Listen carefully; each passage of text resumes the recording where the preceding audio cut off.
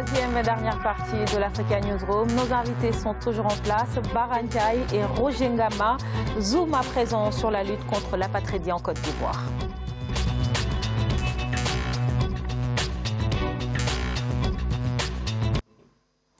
L'association d'aide juridique des femmes de Côte d'Ivoire s'emploie à lutter contre l'apatridie dans le pays. Ce phénomène a laissé des milliers de personnes en marge dans la société ivoirienne, limitant ainsi leur capacité à travailler, posséder des biens, acquérir une éducation et à vivre sous la protection de la loi. Les précisions de Marcel Farba-Maroun.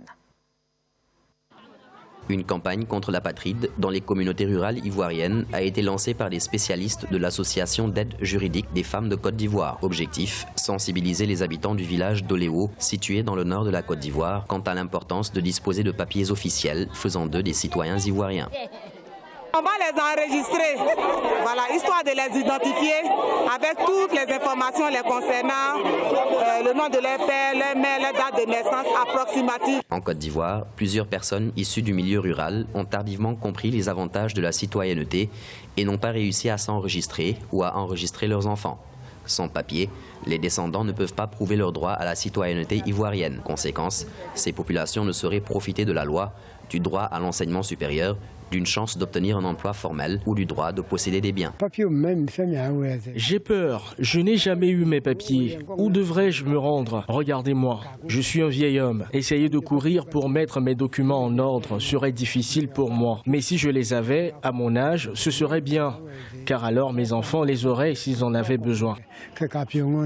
L'obtention de la nationalité ivoirienne peut être coûteuse, compliquée, mais également prendre du temps et dépendre de la décision d'un juge, ce qui fait que beaucoup de gens hésitent encore à faire les démarches. En 2015, 15 pays africains de la communauté économique des États de l'Afrique de l'Ouest se sont engagés à œuvrer en faveur de la réduction des cas d'apatridie dans la déclaration d'Abidjan. Bara, est-ce que vous pouvez nous expliquer très rapidement c'est quoi être apatride? Alors, être apatride, Mariama, on va l'expliquer en des termes assez simples. C'est une personne qu'aucun État ne reconnaît, qui n'a pas de droit, qui n'a pas de patrie, d'accord, et qui n'a pas d'identité. Alors, Monsieur Mbama, pourquoi ce phénomène est-il si répandu en Côte d'Ivoire? Le Haut-Commissariat aux réfugiés parle de 700 000 apatrides dans le pays.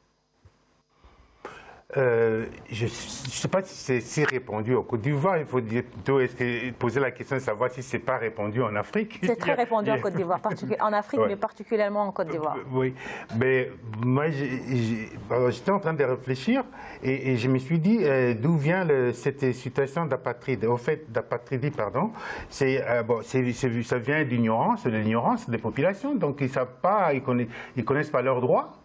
Hein? Pour certains cas, pas forcément. Oui, ou bien c'est de l'insuffisance de l'administration pour aller vers... Aussi, le manque de recensement, parce que c'est là que les gens apprennent qu'ils ont des droits de résidence, des droits de se faire soigner, de se scolariser. Et aussi, je me suis dit, là où je dis que ça doit être plus grave dans des pays où il y a l'insécurité.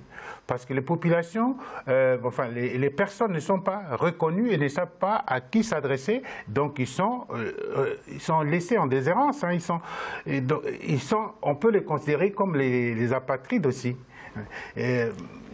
Mais ouais, je trouve que c'est une bonne chose, l'action de cette association de femmes qui va sensibiliser les populations pour se faire identifier, pour se faire recenser.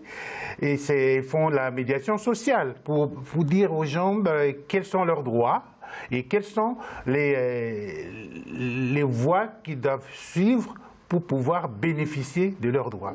Donc vraiment, c'est louable cette action. Ouais.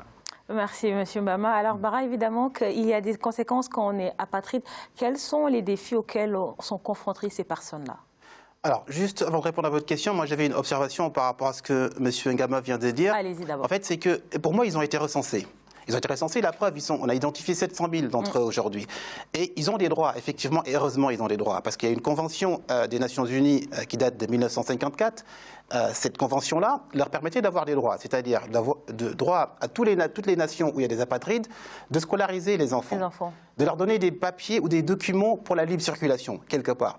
Et après cette convention de 1954, on en est arrivé à la convention de 1961. Et cette convention de 1961 disait qu'il fallait faire des politiques, mettre en place des politiques pour éviter et éradiquer les phénomènes d'apatridie. Aujourd'hui, si on voit que Mme Barbara Hendricks, qui est l'ambassadrice honoraire du HCR, du Haut Commissariat des Nations Unies pour les réfugiés, et en Côte d'Ivoire, effectivement, c'est parce que la Côte d'Ivoire détient beaucoup, en tout cas... Pour des raisons historiques. Pour des raisons historiques. L'une des raisons, c'était en 1960, après les indépendances. Non, voilà. Je pense qu'il y avait la destruction, il y avait le changement du code d'état civil, il y avait une exode déjà par rapport aux immigrés, et après le changement de ce code d'état civil, on n'a pas donné naturellement la nationalité ivoirienne aux descendants de ces immigrés. Ça, c'était un premier point de blocage. En 2000, lors de la crise également de 2010-2011, il y avait eu la destruction lors de certaines attaques des registres, en fait, au niveau de certaines municipalités, qui a fait aussi que certains enfants, aujourd'hui, identifiés par la HCR, encore une fois, n'ont pas pu être recensés de façon correcte, c'est-à-dire qu'ils ne disposent pas de ce qu'on appelle l'ivoirité. Du coup, ils sont là, ils errent, ils n'ont pas de droit, ils ne peuvent pas aller s'inscrire quelque part, malgré la Convention des Nations Unies de 1954. Ils ne peuvent pas ouvrir un compte bancaire, ils n'ont pas de patrie, ils n'ont pas de nationalité. Je trouve qu'en Afrique, aujourd'hui, et au-delà de l'Afrique, dans le monde, on doit essayer d'éviter ce genre de phénomène. L'apatridie doit être éradiquée, ne doit plus exister.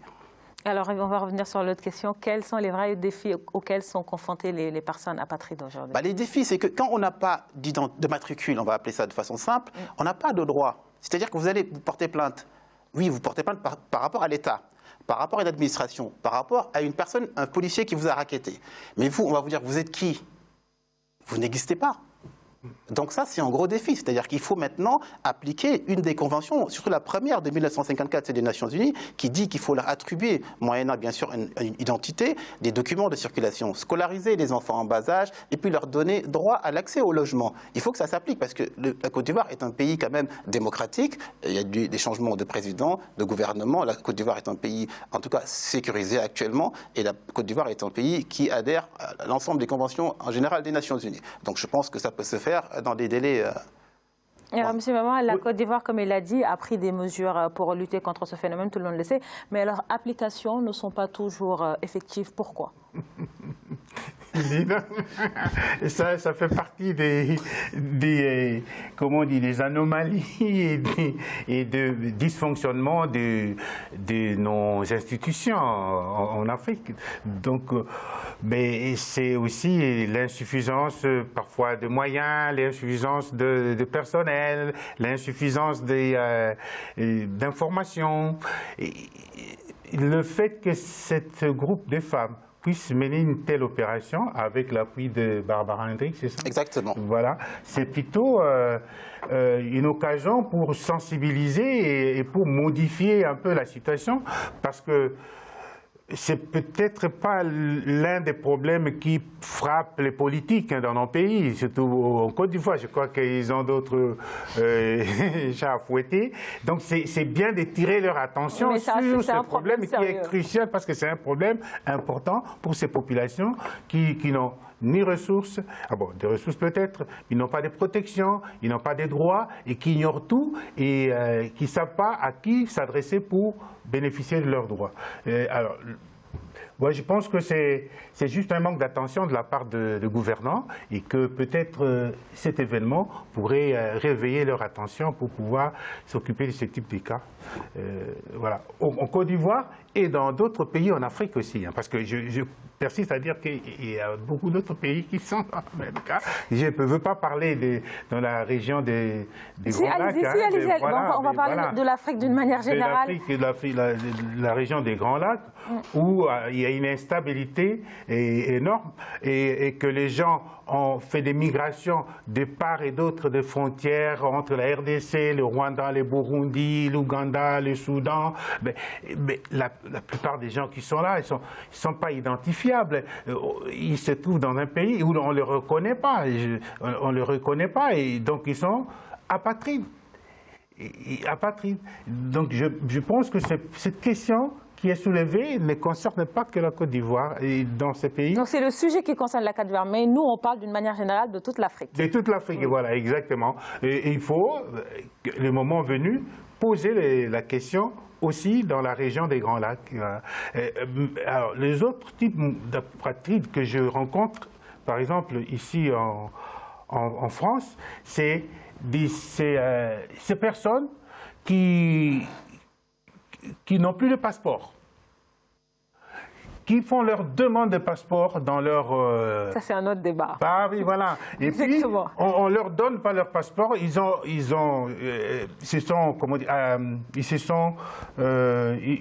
respecté tous les frais, ils ont fait toutes les démarches, mais ils n'ont pas de passeport. Alors, Monsieur Ndiaye, pour revenir... Ils deviennent apatrides, hein, parce qu'après, pas forcément. Voilà. Mais ça, comme je l'ai dit tantôt, c'est un autre débat. Voilà. Alors, justement, est-ce qu'on peut espérer, imaginer un mécanisme de régulation massive des apatrides de toute l'Afrique? C'est le cas, hein, parce que moi, j'ai suivi un peu le discours de Mme Hendricks, hein, qui est l'ambassadrice honoraire du HCR, du Haut Commissariat des Nations Unies pour les réfugiés. Mais actuellement, elle disait qu'ils vont lancer, à partir de septembre, une campagne, en fait, qui va mondiale pour l'élimination, et une grande campagne pour éliminer carrément le phénomène d'apatrie. Et donc pour 2024, c'est-à-dire que les objectifs sont ambitieux. 2024, c'est après-demain, et en 2024, selon le HCR, il n'y en aura plus. Et comme en Côte d'Ivoire, c'est beaucoup, 700 000, mais 700 000 personnes, les identifier, c'est pas compliqué. Lorsqu'on utilisera des moyens d'innovation technologique, parce que c'est mon domaine aussi de compétences, lorsqu'on va collecter les ADN, lorsqu'on va collecter les groupes sanguins, je pense qu'on va arriver rapidement à identifier qui est qui, génétiquement qui descend d'où et qui vient de quelle région. Je pense que l'Afrique, en plus, est porteuse d'espoir sur la partie innovation technologique. Je pense qu'on va y arriver assez rapidement. Donc il est aujourd'hui réaliste d'imaginer qu'un jour l'apatridie va disparaître dans notre Afrique. Si c'est basé que sur de l'inconnu, c'est-à-dire on ne sait pas d'où vous venez. Donc le problème peut être réglé avec l'aide et l'appui des innovations technologiques. Mais malheureusement, le problème n'est pas basé que sûrement sur ce domaine-là. Il y a aussi une initiative du Haut Commissariat des Nations Unies pour les réfugiés qui a été adoptée en novembre 2004 pour mettre fin à l'apatridie d'ici à l'horizon 2024. Est-il raisonnable d'imaginer que d'ici 2024, on n'aura plus de problème d'apatridie en Afrique?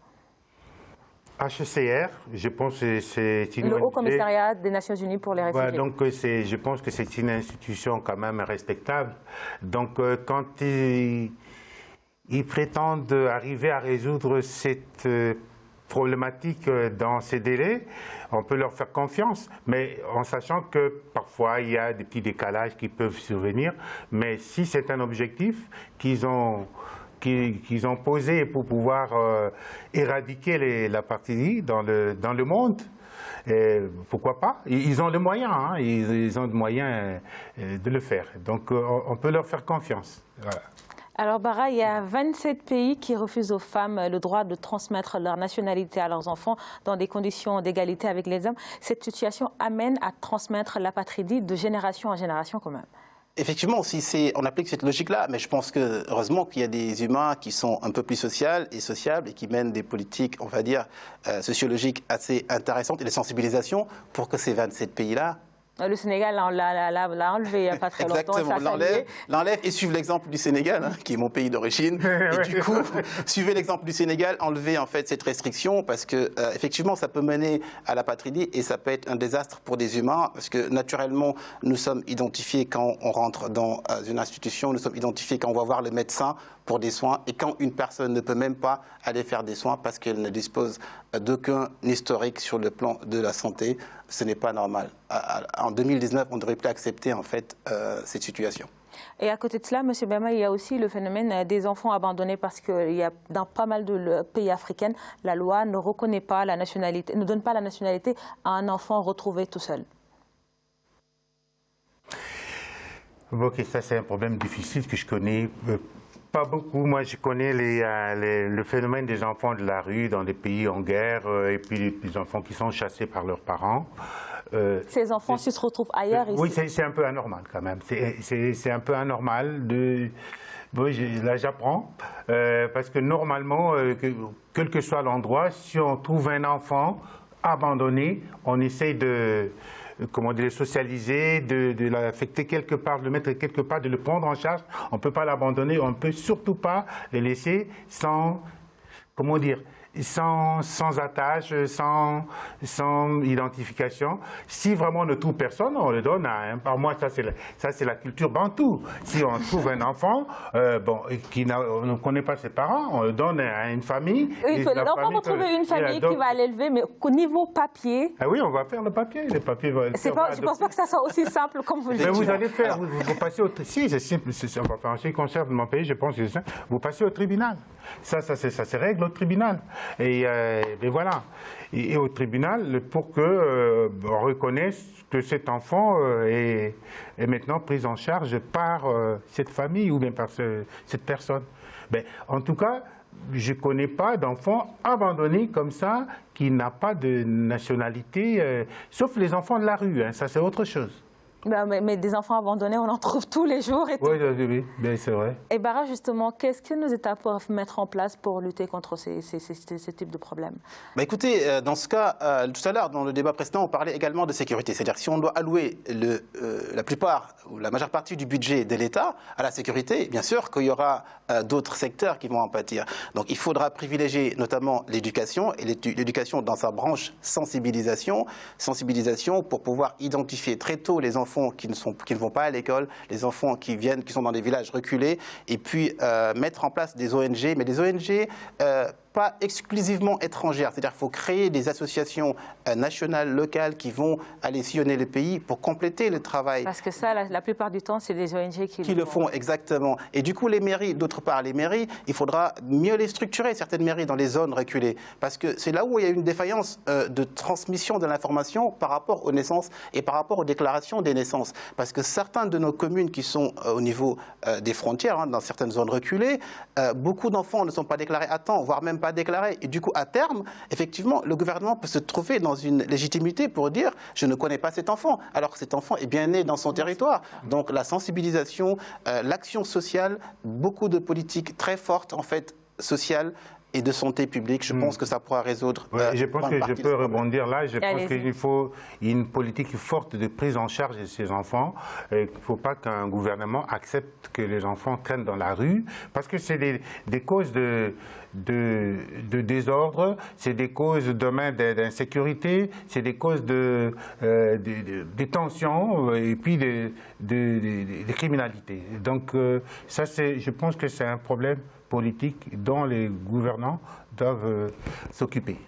Merci, ce sera le mot de la fin. Merci à vous, messieurs, d'avoir participé à cette émission.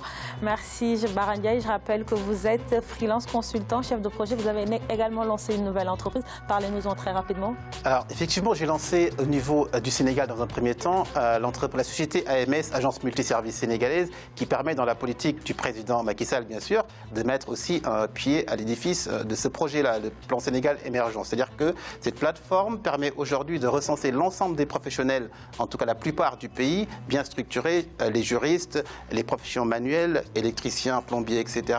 Et puis les services publics d'urgence, les pharmacies de garde, pour l'accès à la population. C'est-à-dire que ça facilite la vie à la population en passant par le digital et le numérique d'une part. Et d'autre part, ça permet aux professionnels d'être plus visibles, d'augmenter leur chiffre d'affaires et bien sûr de contribuer aux taxes de l'État. Donc ça s'appelle Agence Multiservice Sénégalaise, que j'ai franchisée et que je souhaite déployer actuellement dans 10 pays africains. Merci Bara. Merci Monsieur Roger Ngoma. Je rappelle que vous êtes le responsable des études africaines de l'IPSE. Merci. Du groupe africain. Du groupe africain. De l'Institut Prospective et Sécurité en Europe. D'accord, merci. Merci également à vous, chers téléspectateurs. Restez sur Africa 24, l'information continue. Merci beaucoup, Mariama.